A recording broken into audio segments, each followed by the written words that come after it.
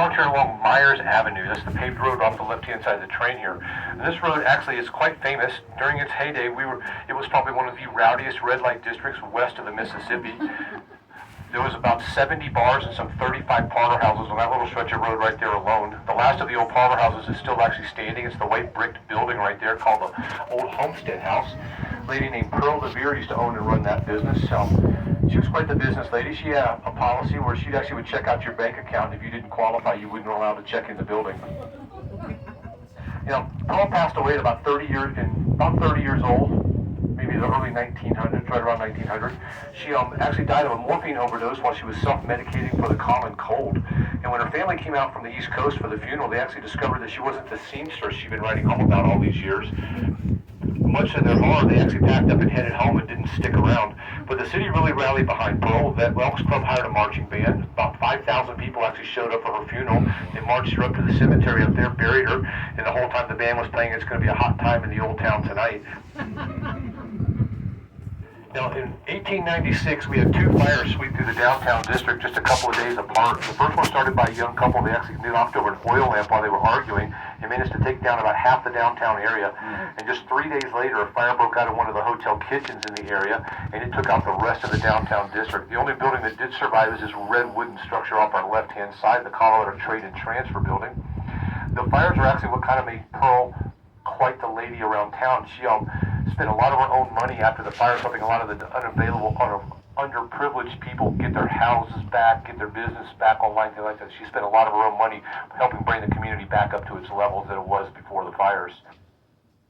Now, right here on the left-hand side of the train here, back in the day before these tracks were all on fills, they were still on the wooden trestles, a little creek ran down from the gulch right in front of us here and ran right down the side of the road and off down the Shelf Road area that I pointed out earlier. This was the original Cripple Creek. Sadly, it is dried up due to the mining activity. As we dig deeper and deeper into the ground, we start encountering more standing water on the lower levels of the mine. So they'll dig tunnels beneath all of that to drain the water table out and give the miners a more functional place to work and just a drier environment. And a lot of the standing water in this community is all dried up because of that. The ground's just so porous, everything seeps right through nowadays. But the story goes that the creek actually got its name from a gentleman named Levi Welty. He and his son were up here running cattle one year, and they were trying to get the calves and the cattle across a swollen spring creek, which means the runoff was high and the creek was deep and hard to get across. But one of the calves stumbled into the creek and actually broke his leg. When Levi's son went in to help the calf, he actually broke his leg as well. And Levi's quoted as saying something to the effect of, well, like, gosh darn Cripple Creek. And the name stuck with the area, and the town adopted it as well. The guys directly up the front of the train here, we're facing into what's known as Poverty Gulch. This is where it actually all started for the town of Cripple Creek. The first gold was discovered up here, and the first legal claim was made up in this gulch by a guy named Bob Womack. And Bob was up here doing some part-time ranch work in the summer of 1879. He was also doing some part-time gold hunting. He was trying to find his fame and fortune, and Bob actually did. He discovered the first gold, laid the first legal claim up here, ran down to Colorado Springs to hang out with some friends, party, maybe drink a little more than he should have, and kind of brag a bunch about finding his newfound fame and fortune. And sadly, Bob woke up about 3 days later and realized he'd sold that gold claim for $500 and a couple of cases of whiskey. Now, in 1879, $500 wasn't bad money, but in perspective, the guys that bought it came up and renamed the claim the Gold King and pulled more than $3 million out of the ground. That's the best way to put that. Is that's what you call fortunes lost. That was one bad decision that caused a lot of problems for him.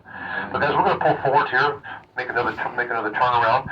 On the right-hand side, as we pull forward, so you'll actually be able to see an old boiler that came out of one of our steam engines, very similar to the one that's at this one. It'll give you a good idea how they're constructed and how they function. And as we pull forwards as well, we'll get up close enough to Bob's old cabin up here to get a good look at that. Remember, it was hand-built in 1879, and at that time, it was the only building in the upper bowl up here.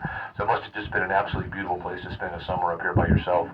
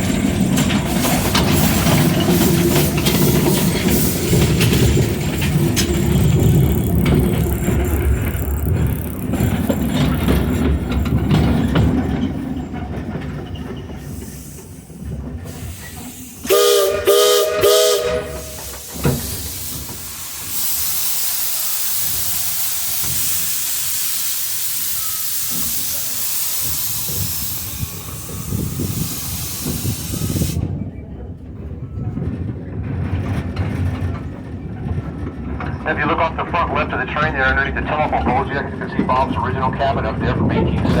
And off to the right there, as we came through, you probably can see the boiler. You can still get a pretty good look of it. There's a little side story about these two cars. They actually started their life functional condition about 65 or 70 years ago up on top of that hill up there by the chimney. So when one of our famous little spring floods came through the area, and actually washed them off the hill and buried them right there. And that's how they've sat there ever since. Guys, I want to thank you for coming out and spending some time with us today. It's been a pleasure showing you around the county.